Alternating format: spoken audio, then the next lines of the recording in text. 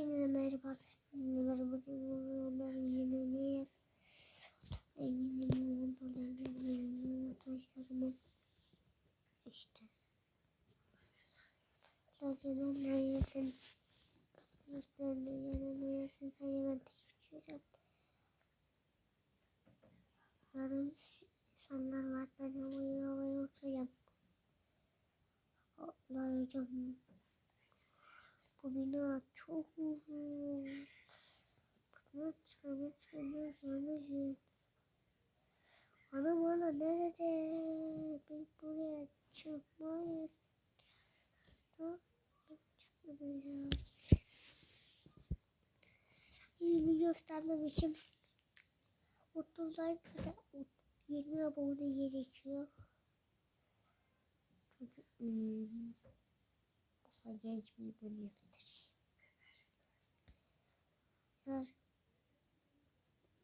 Genç bir bunu göstereceğim.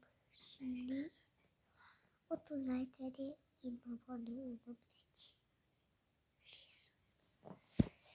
30 like 20 abone olursa söz veriyorum. Yüzümü göstereceğim.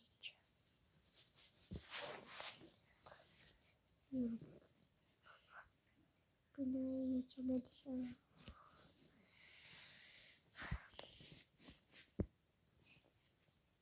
Ben size buradan yürüyoruz.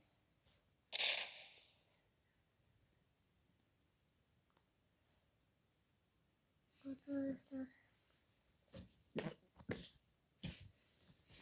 Patladım benim. Ama da o binayı geçemedik.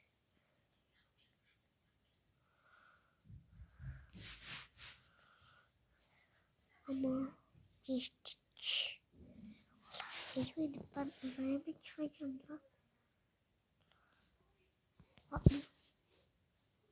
Valla taşlar atlıyorum. Hadi yine. Ay.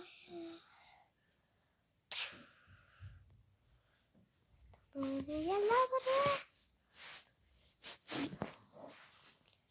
Dur. Evet arkadaşlar onlara yine gelmesi için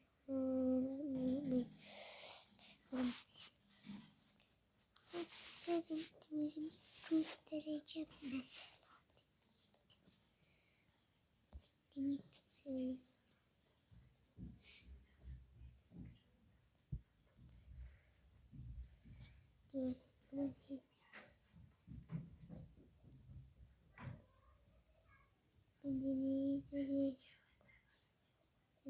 Abone sayısı çok az.